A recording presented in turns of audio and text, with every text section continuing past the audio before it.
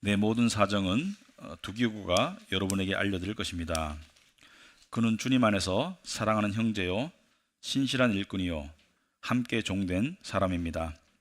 내가 그를 여러분에게 보내는 것은 여러분이 우리의 사정을 알고 마음의 위로를 받게 하려는 것입니다. 그리고 사랑받는 신실한 형제인 오네시모도 같이 보냅니다. 그는 여러분의 동향인입니다. 그들이 이곳 사정을 모두 여러분에게 알려드릴 것입니다. 나와 함께 갇혀있는 아리스도고와 바나바의 사촌인 마가가 여러분에게 문안합니다. 마가가 여러분에게 가거든 잘 영접하라는 지시를 여러분이 이미 받았을 줄 압니다. 유수도라는 예수도 문안합니다. 할례 받은 사람들로서는 이들만이 하나님의 나라를 위하여 일하는 나의 동역자들입니다. 나에게 위로가 되어준 사람들입니다. 여러분의 동양인이요 그리스도 예수의 종인 에바브라가 여러분에게 문안합니다. 그는 여러분이 완전하게 되고 하나님의 모든 뜻에 확신을 가지고 서기를 기도하면서 늘 여러분을 위하여 애쓰고 있습니다. 나는 그가 여러분을 위하여 그리고 라오디게아와 히에라볼리에 있는 사람들을 위하여 수고를 많이 하고 있음을 증언합니다. 사랑하는 의사인 누가와 데마도 여러분에게 문안합니다. 라오디게아에 있는 형제 자매들과 num바와 그 부인의 집에서 모이는 교회에 문안해 주십시오. 여러분이 이 편지를 읽은 다음에는 라오디게아 교회에서도 읽을 수 있게 하고 라오디게아 교회에서 오는 편지도 읽으십시오. 그리고 아키포에게 주님 안에서 받은 직분을 유의하여 완수하라고 일러주십시오. 나 바울이 친필로 문안합니다. 내가 갇혀 있음을 기억하십시오. 은혜가 여러분에게 있기를 바랍니다. 아멘. 앉으시기 바랍니다.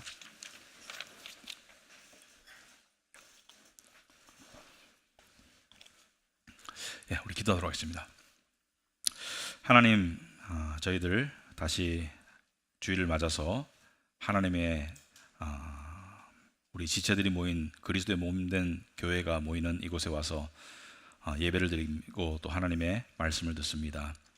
이 시간 하나님께서 우리에게 말씀하여 주실 때 그것이 이론이 아니고 우리의 삶의 실제가 되게 주님 도와주시고 특별히 우리의 삶 속에서 말씀의 인도를 받고 또 말씀의 고침을 받고 말씀의 회복을 받는 데 있어서 우리가 어떻게 해야 할지 생각할 수 있도록 주님 도와주시옵소서.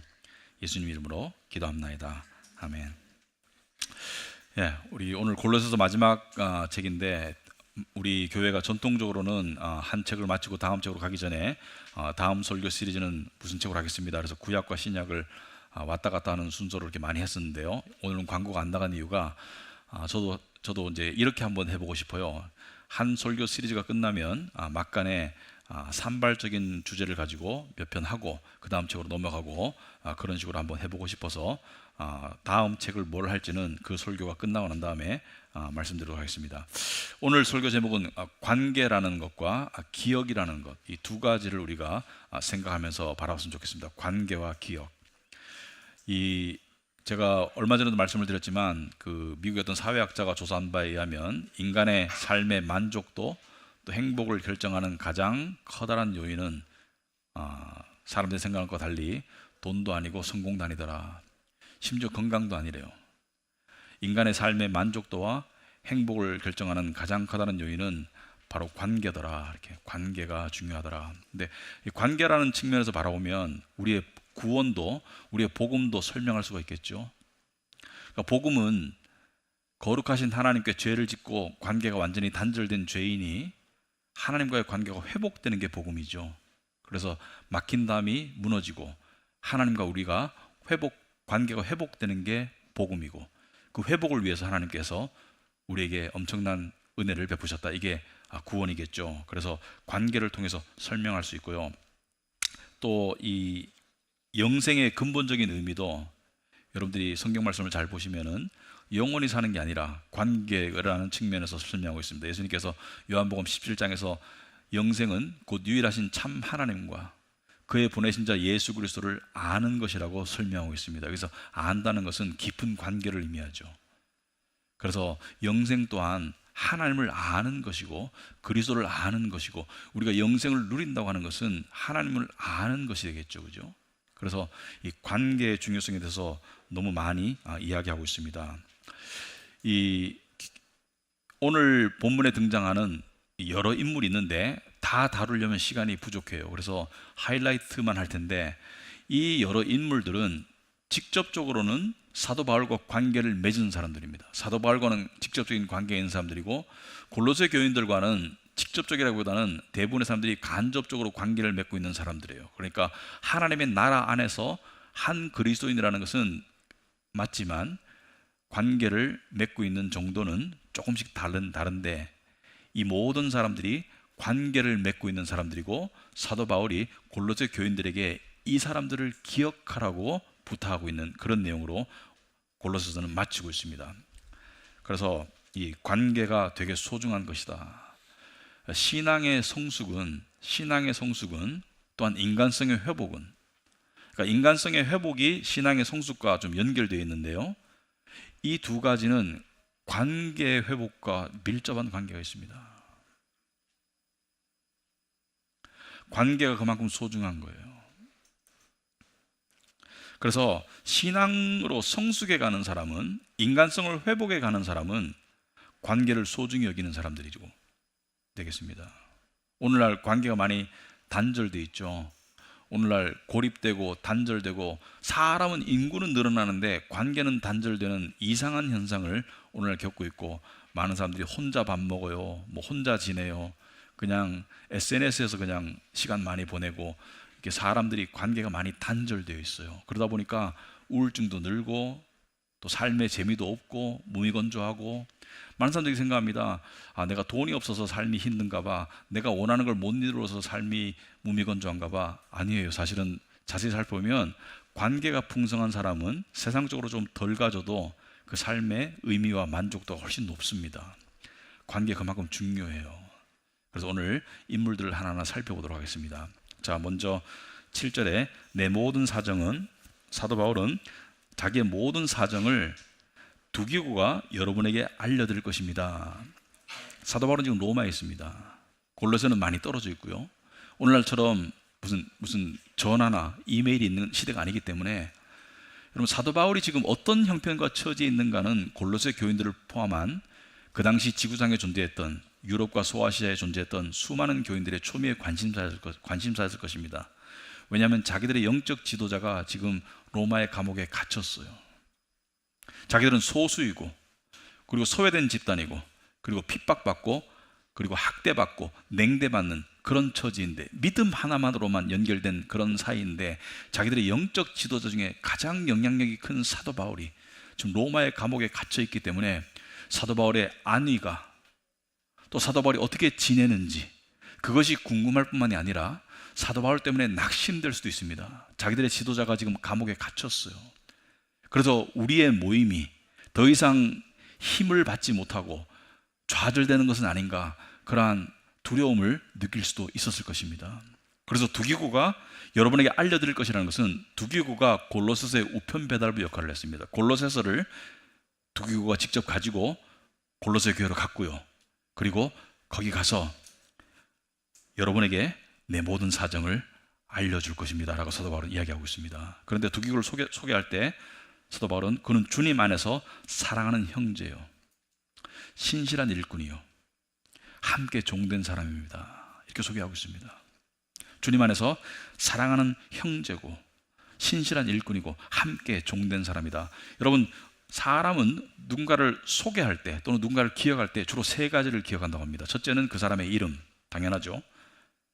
그리고 그 사람의 역할, 세상적으로 말하면 직업, 교회 안에서 보면은 어떤 역할, 그리고 세 번째가 성품이라고 합니다. 그 사람이 어떤 성품의 소유자인가. 이 세 가지, 이름과 역할과 성품을 통해서 그 사람을 기억한다. 오늘 사도 바울이 소개하는 많은 사람들은, 대부분 사도 바울은 이 세 가지를 다 소개하고 있어요. 이름을 소개하고 있고, 그리고 역할을 소개하고 있고, 그리고 성품을 소개하고 있는데, 두기고는 소아시아 지방 출신으로서 그리스도인이 되고 난 다음에 사도 바울의 전도팀을 따라서 함께 동역했던 사람인데, 8절 보면 내가 그를 여러분에게 보내는 것은 여러분이 우리의 사정을 알고 마음의 위로를 받게 하려는 것입니다. 사도 바울의 의도가 뭐예요?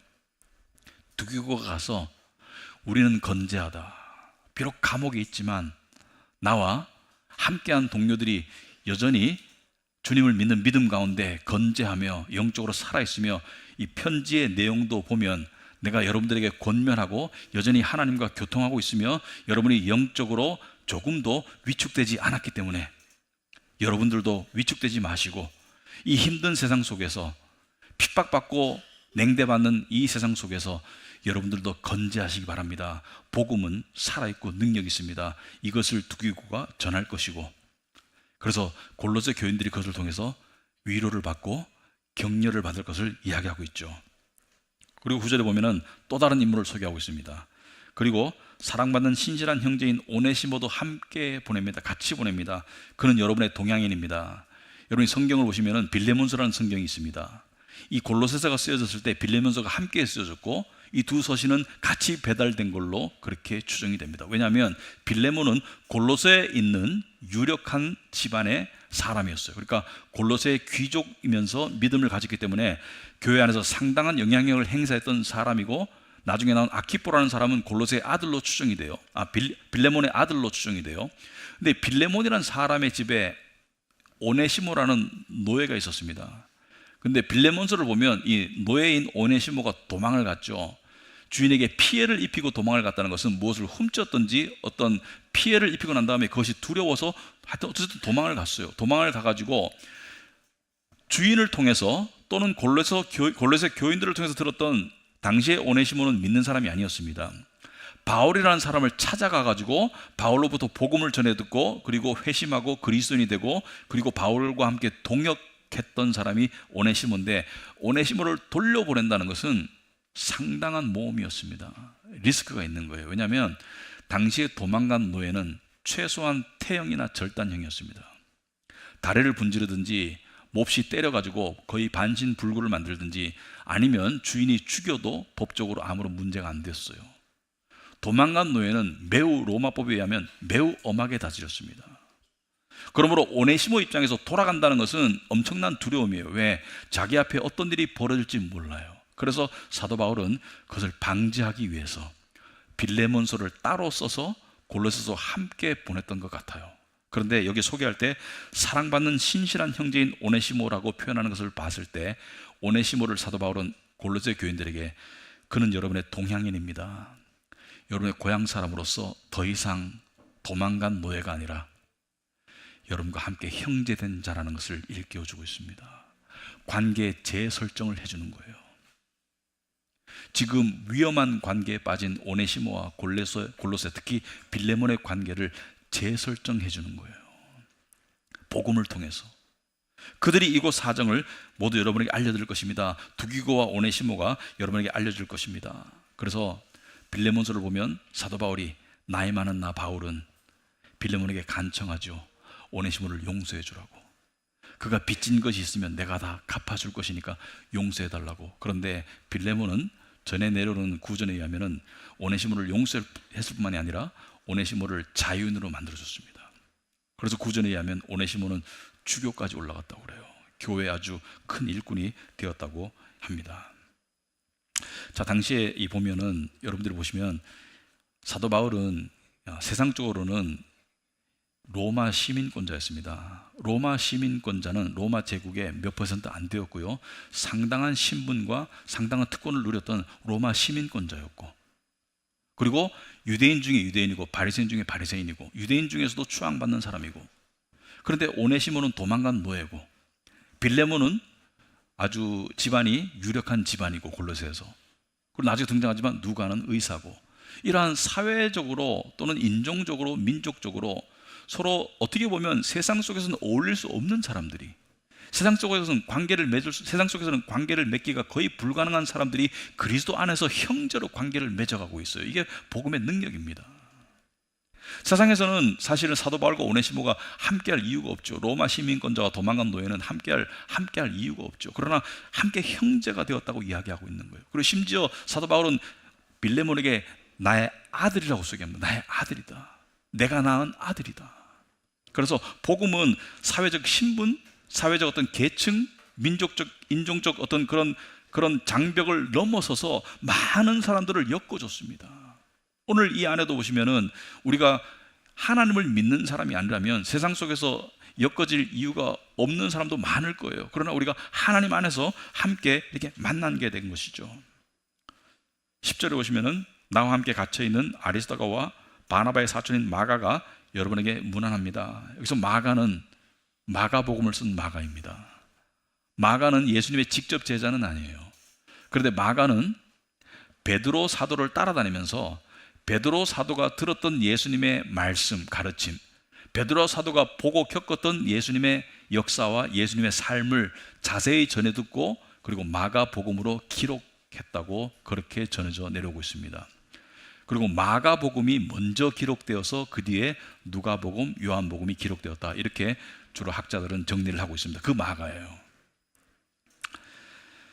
자, 그 다음에 12절 오시면은 여러분의 동양인이요 그리스도 예수의 종인 에바브라가 여러분에게 문안합니다. 에바브라는 골로새 사람으로서 골로새 교회의 지도자로서 사도 바울에게 와서 말씀을 배워서 돌아가서 교인들을 가르치고, 그래서 사도 바울에게 와서 수학하고 돌아가서 자기 동네 교인들을 가르쳤던 사역자이면서 그리스도의 종이었고, 그는 여러분이 완전하게 되고 하나님의 모든 뜻에 확신을 가지고 서기를 기도하면서 늘 여러분을 위하여 애쓰고 있습니다. 지금은 골로새 교인들을 가르칠 수 있는 입장이 아니죠. 지금은 바울과 함께 있기 때문에 골로새 교인들을 위해서 기도하고 있다. 그래서 함께 할 때는 가르쳤고 떨어졌을 때는 기도하면서 골로새 교인들을 늘 위해서 애쓰고 있는 사람이다.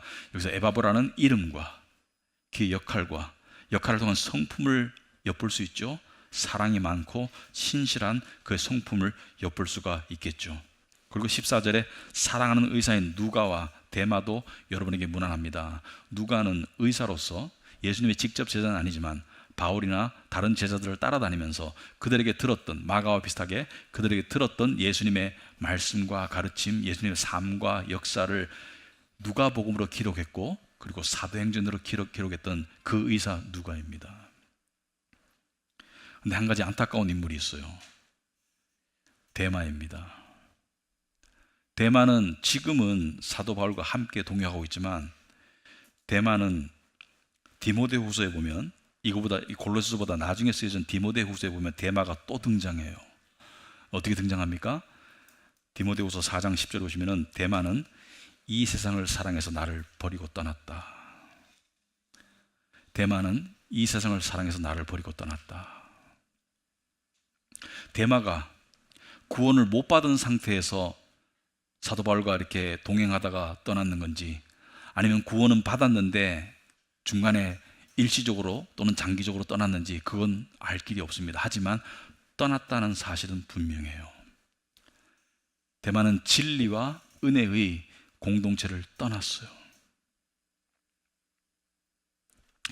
물론 세상에는 끊어야 할 관계도 있습니다. 하지만 지속해야 할 관계가 있습니다. 세상에서 끊어야 할 관계는 성경에서 말할 때 주로 악한 사람과의 관계, 그리고 미련한 사람과의 관계를 끊으라고 그래요. 왜냐하면 사람은 관계 속에서 서로 영향을 주고받고 닮아가기 때문이죠. 그래서 세상적으로 악한 사람, 세속적인 사람, 이 악하다는 것은 세속적인 것을 포함합니다. 세상에 쩌들은 사람과는 관계를 단절하고 미련한 사람과는 관계를 단절하라. 왜? 닮아갈 수 있는 위험이 있기 때문에, 신앙의 방해가 되기 때문에. 하지만 하나님께서 반드시 붙잡으라는 관계가 있습니다. 대표적인 게 가정과 교회입니다. 물론 교회도 이단적인 가르침이면 그것은 끊어야 되겠죠. 그러나 복음의 교회에 하나님께서 부르셨으면 가정의 부르심과 마찬가지로 거긴 부르심이 있는 거예요. 근데 요즘엔 너무 쉽게 가정도 깨는 가정이 많아요. 그래서 이혼도 많지만 고독사라는 게 요즘 굉장히 심각한 사회 문제로 대두되고 있습니다. 고독사, 심지어 돌아가시고 난 다음에 며칠, 몇 주가 지난 다음에 발견되는 그런 분들이 있어요. 고독사라는 것은, 근데 보면은 가족이 있어요. 근데 수소문하면 가족이 시신 인수를 거부하기 때문에 국가에서 대신 장례를 치러줄 수밖에 없는 그런 고독사가 늘어나고 있습니다. 이것이 지금 우리 사회가 겪고 있는 큰 문제예요. 하나님께서 지키라고 했던 가정과 하나님께서 지키라고 했던 이 교회 속에서 왜 떨어져 나갈까? 그리고 떨어져 나간 사람들은 사실은 복된 삶을 누리지 못합니다. 이 세상에서. 데마도 마찬가지였을 거예요. 왜냐하면 잠언 18장 1절에 이런 말씀이 있습니다. 무리에게서, 여기서 말하는 무리는 하나님께서 주신 공동체를 말합니다. 그러니까 하나님께서 주신 합당한 공동체를 말해요. 무리에게서 스스로 갈라지는 자는 자기의 판단과 자기의 욕심에 따라서 자기 소욕을 따르는 자라 온갖 참 지혜를 배척하느니라. 왜 갈라졌어요? 근데 왜 스스로 갈라졌어요? 바로 관계 속에서 실망했기 때문이겠죠. 관계 속에서 불편했기 때문이겠죠. 관계 속에서 심지어 아팠기 때문이겠죠. 근데 관계를 소중히 한다는 것은요, 관계의 기쁨을 누리는 것은 누구도 할 수 있습니다. 이 관계가 좋아요. 이 관계가 나한테 득이 돼요. 이 관계가 나한테 즐거움을 줘요. 그건 누구든지 할 수 있어요. 근데 세상 속에서 많은 관계들은 상호 이익이 파악이 되면 헤어집니다. 왜냐하면 이익을 위해서 모였기 때문에. 그런데 여기서 말하는 관계는 그런 이익을 위한, 공동의 취미를 위한 관계가 아니에요. 여기서 말하는 관계는 인생의 동반자적인 관계를 말하는 거예요. 그거는, 동반자적인 관계는 대표적으로 가정과 교회가 있습니다. 그거는 기쁠 때 또 즐거울 때 그 열매도 맛보지만 힘들고 아플 때 그 아픔도 고통도 함께 하는 게 그게 관계예요. 근데 진정한 관계는 항상 시험이 옵니다. 시험이 없는 관계가 어디 있어요? 가족 관계에도 시험이 오고요, 교회 관계에도 시험이 옵니다. 근데 진정한 관계는 그 시험 속에서 견디는 사람들이 만들어내는 거예요. 즐거움만 누리던 관계는 시험이 와봐야지 그 관계가 진짜인지 알 수가 있어요. 저는 IMF 때 좀 놀랐었습니다. 여러 가지 때문에 놀랐는데, IMF 때 우리나라 이혼율이 한 3배로 치솟아요. 집에 돈이 떨어지니까, 저는 제가 생각할 때는 돈이 부족하면 가족이 더 똘똘 뭉쳐서 콩 한 쪽이라도 나눠 먹어야 될 것 같은데, 돈이 떨어지니까 갈라서더라고요. 그건 그 관계가 정상적인 가족 관계가 아니었던 거예요. 서로 이용했던 관계였던 거예요. 최근에 어떤 이 목사님들의 모임에서 어떤 목사님이 다른 목사님들한테, 저를 포함해서, 자기가 이제 겪은 일을 좀 이렇게 고백하는 그런 어떤 아픔을 이야기하는, 나누는 그런 시간이 있었는데, 물론 목사님의 이야기만 들었기 때문에, 교회 전체 이야기를 못 들었기 때문에 이것이 조금 객관적일지 그건 제가 모르겠습니다만, 제가 이해한 바로는 이렇게 들었습니다. 자기가 교인들을 위해서 열심히 달렸대요. 설교하고 성경 공부하고 양육하고 열심히 할 때는 교인들이 관계를 잘 맺어왔는데, 그러다가 몸이 안 좋아져서, 주로 사역 때문에 안 좋아졌답니다. 스트레스 받고 지쳐서 안 좋아져서 한 2년 동안 조금 느슨해지니까, 몸이 많이 못 움직이니까 50%가 떠났대요. 그래서 목사님의 입장에서는 이 관계가 참 씁쓸하다. 내가 무언가 줄 수 있었을 때는 붙어 있다가, 내가 무언가 필요할 때는 나를 손절했구나, 이렇게 이야기를 하더라고요. 물론 이것은 목사와 교인들과만의 관계는 아니죠. 우리 모두의 관계 속에서 우리 무언가를 얻을 때는 그 관계가 좋아요. 그런데 때로는 그 관계 속에서 우리의 희생과 심지어 우리의 부당함까지 요구될 때가 있습니다. 특히 어떤 때 어렵냐면, 부당하게 나만 당하는 것 같아. 억울해. 힘들어. 그럴 때 관계를 놓고 싶고 돌아서고 싶죠. 근데 하나님께 기도해 봐야 돼요. 이 관계가 그렇게 해야 될 관계인지, 아니면 이 관계를 내가 지키기 위해서 아픔과 고통을 겪어야 할지, 견뎌야 할지. 여러분, 세상에서 가장 붙이기 힘든 관계는 사람과의 관계가 아니었습니다. 하나님과 인간과의 관계였어요. 우리와 하나님과의 관계였어요. 거룩하신 하나님과 죄로 물든 우리가 관계가 안 되는 거예요. 근데 이 관계가 되기 위해서, 이 관계를 연결하기 위해서, 그리고 관계를 지금도 유지하기 위해서 하나님께서 대가를 치르셨죠. 예수님이 겪은 고통만이 아니라 부당함을 한번 생각해 보시기 바랍니다. 예수님께서 십자가에 매달리셔서 나의 아버지, 나의 하나님, 어째 나를 버리셨나이까? 예수님의 아픔은 육신적인 아픔도 아픔이었지만 그 심적인 아픔이 더 크셨던 것 같아요. 나의 하나님, 나의 하나님, 한 번도 버림받음을 당해본 적이 없는데, 한 번도 나를 버리신 적이 없는 아버지 하나님이 어째 나를 버리셨나이까? 그 절규 속에 맺어 나오는 그 아픔과 말로 할 수 없는 그 부당함. 근데 왜 예수님은 그것을 참으셨을까요? 그래야지 우리와 하나님 사이의 관계가 맺어질 수 있고 유지될 수 있기 때문입니다.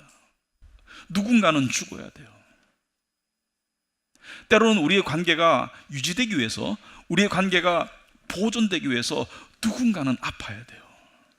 근데 그것이 내 차례일 때, 내가 아플 때, 왜 나만 아파야 되냐고 절규할 때가 많습니다. 왜 나만 부당해야 되냐고 절규할 때가 많습니다. 그러나 뒤집어 놓고 보면 그 시간이 바로 우리가 주님을 닮아가는 시간이에요.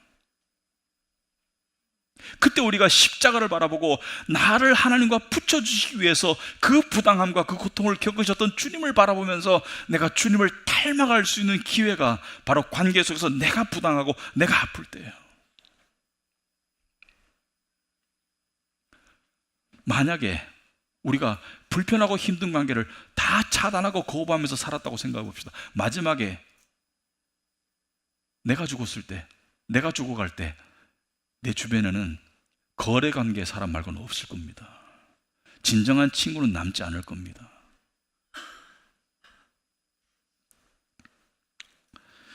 이런 맥락에서 저는 믿음을 의리라고 정의하고 싶습니다. 의리다. 여러분, 세상에서 의리가 뭡니까? 의리라는 것은 좋은 친구 관계에서 내가 피해를 보거나 내가 부당한 일을 당하면서까지도 그 신의를 지키는 것을 의리라고 그러죠. 그죠? 저 사람은 의리 있는 사람이라고 말할 때는 좋을 때만 친구가 아니라 자기가 손해를 보면서도, 손해를 감수하면서도 그 관계의 끈을 붙잡고 있고, 그걸 의리라고 부르잖아요. 그걸 의리라고 부르잖아요. 여러분과 저를 향한 하나님의 사랑은 저는 의리라고 생각합니다. 찬양 속에 이런 찬양이 있죠. 이 쓸데없는 자. 우리가 쓸데없을 때가 얼마나 많아요, 하나님 앞에. 우리가 죄의 냄새를 풀풀 풍길 때가 얼마나 많아요. 그런데 우리 안에 계시는 성령께서 근심하실 때가 얼마나 많겠어요. 우리의 엇나가는 그런 행동 때문에, 우리의 잘못된 우상 숭배 때문에 우리 안에 성령께서 근심하실 때가 얼마나 많겠어요. 성령이 근심하실 의무가 없습니다. 성령께서 근심하실 의무가 없는데 하나님은 절대로 우리를 떠나거나 버리지 않는다고 약속하셨잖아요. 우리가 아프게 해도, 우리가 부당하게 해도, 우리가 외면해도, 우리가 무시해도 거기서 그 자리를 지키고 계시는 하나님을, 그 하나님의 언약을 저는 의리라고 생각합니다. 하나님의 의리다. 그 하나님께서 우리 보고 뭐라 그러세요? 너희들도 서로 간의 관계 속에서 의리를 지키거라. 네가 부당해도, 네가 억울해도, 네가 아파도 나를 바라보면서 네가 그 속에서 죽어라. 그래야지 그 관계가 유지될 수 있다. 때때로 우리 공동체에도, 우리 가정에도 그런 도전이 올 때가 있습니다. 깨는 거는 쉬워요. 다시 붙이는 거는 너무 어렵습니다. 오늘 말씀을 가지고 적용해 보겠습니다. 우리는 관계의 분절과 이 붕괴와 단절이 심각한 사회를 살아가고 있어요. 그것이 일반화되어 가지고 혼자 지내는 것이 편안한 사람들이 점점 늘어나고 있고요. 우리도 일본처럼 가는 것 같아요. 집 밖을 안 나가는 젊은이들이 수백만 명이고, 그 히키코모리라는 일본의 젊은이들이 지금 40대, 50대가 돼가지고 부모가 걱정이 태산 같아요. 왜냐하면 8, 90의 부모가 이제 죽으면, 내가 죽으면 이 자식은 어떻게 살아가지?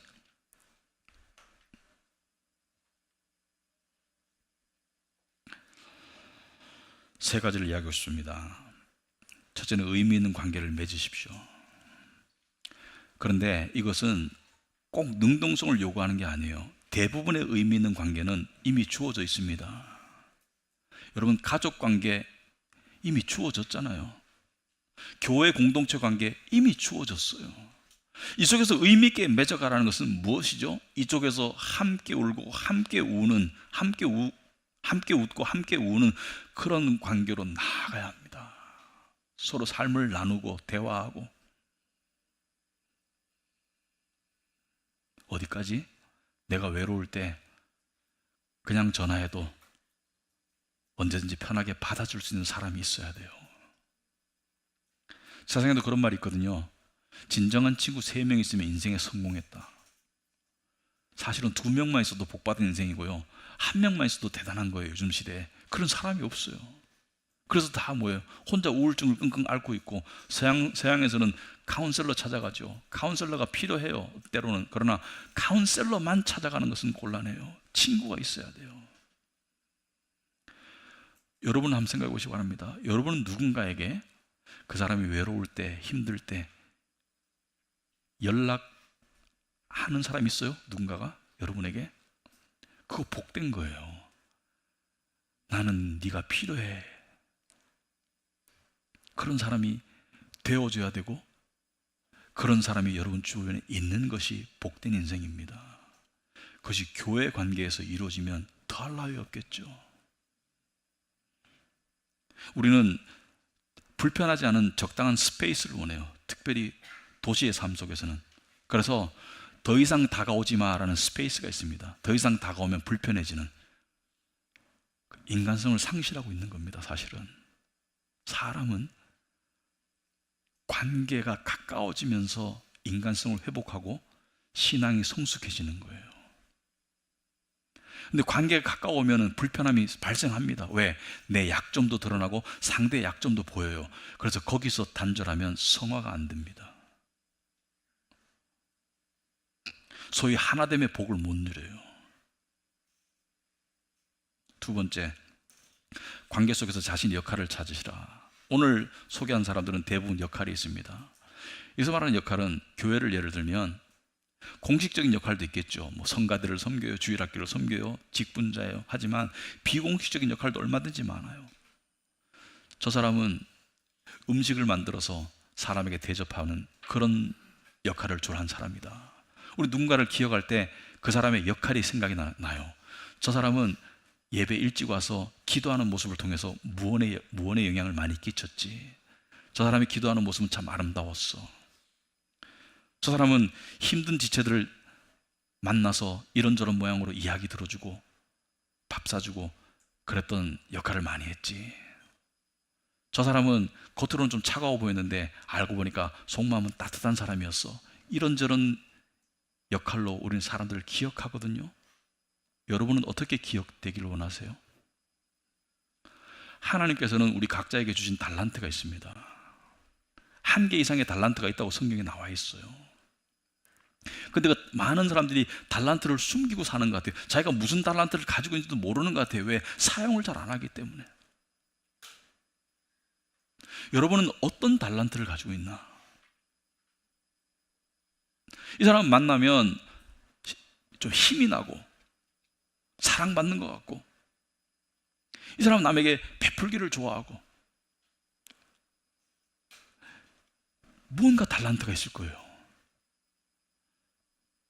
이 사람은 몸이 부지런해서 섬기기를 잘하고, 이 사람은 친절하게 인사를 잘하고, 뭔가 달란트가 있을 거예요. 그 달란트를 사용하면서 우리는 인생의 의미를 발견할 뿐만이 아니라 내가 하나님이 창조하신 본래의 의도대로 내가 회복되는 것을 아셔야 합니다. 관계가 되지 않고는 절대로 안 돼요.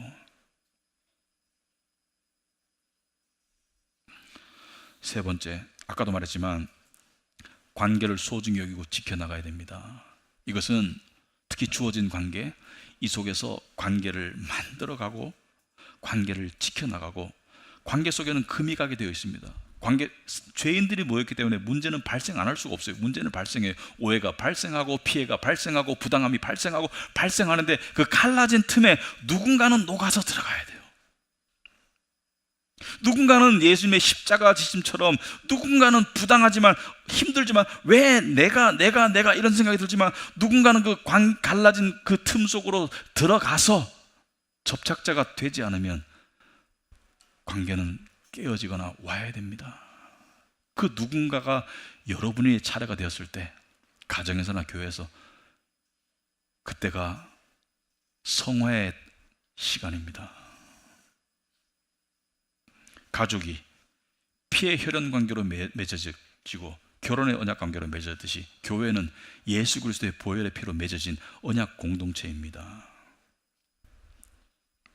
그리고 하나님은 우리가 사람들을 기억하고 그리고 기억되어지는 관계를 맺기를 원하세요. 나는 나 기억하는 거 귀찮아, 나는 남 기억하는 거 생각 싫고 나는 나 혼자가 좋아, 이미 인간성을 상실한 거예요. 그 사람은 절대로 충만한 삶을 살 수가 없습니다. 그게 병든 거라는 걸 인식을 해야 돼요. 고립이 좋은 건 병든 거예요. 이미 혼자만의 사색의 시간은 필요하지만 나는 고립 상태가 늘 좋다는 것은 이미 병든 거예요. 세월이 빠르죠. 이제 10월 달이에요.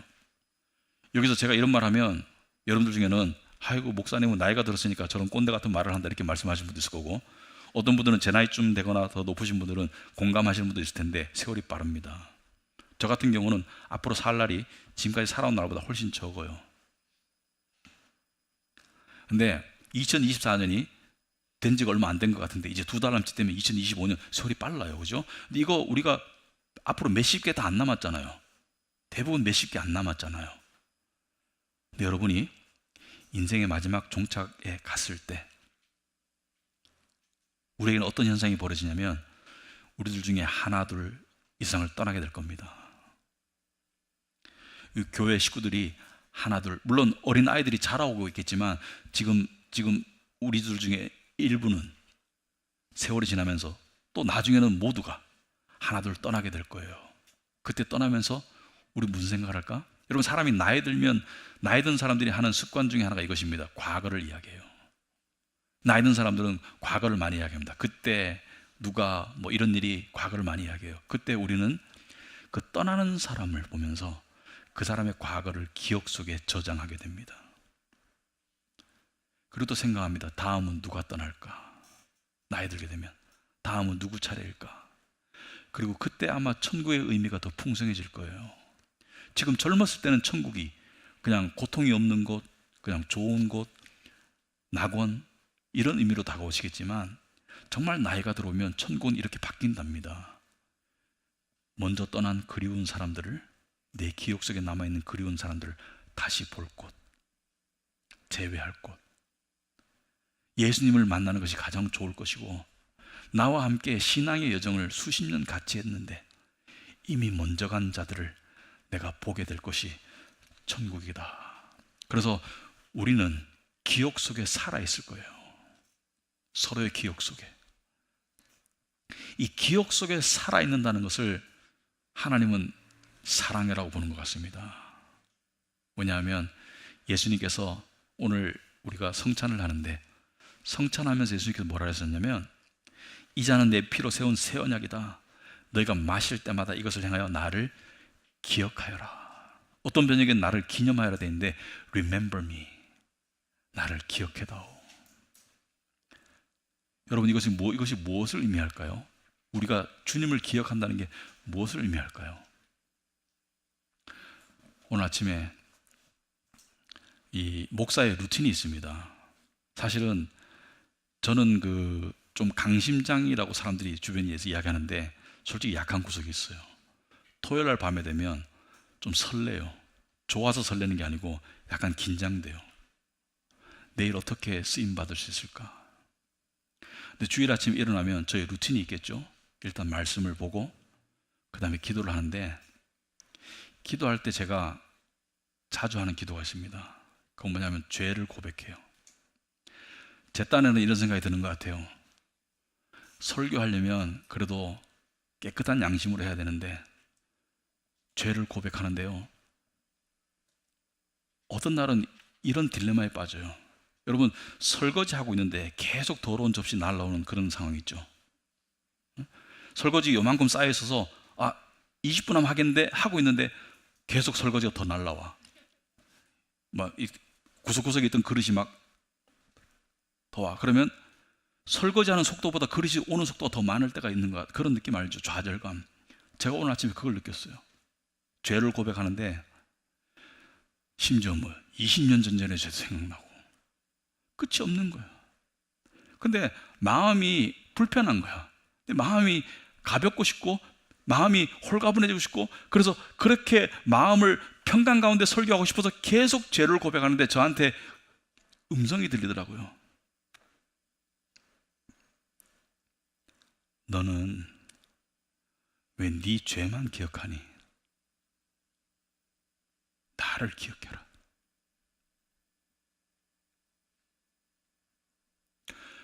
너는 왜 네 죄만 자꾸 얘기하니? 나의 십자가의 은혜를 기억해라. 그것이 제 마음에 느껴지는데,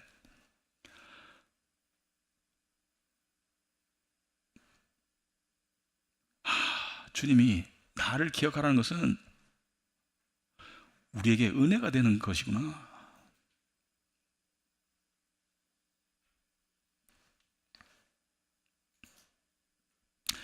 우리 주님은 잊혀지기를 원하지 않으세요. 우리 주님은 우리의 기억 가운데 계속 살아계시길 원하세요. 이따가 성찬이 그런 성찬이 되길 바랍니다.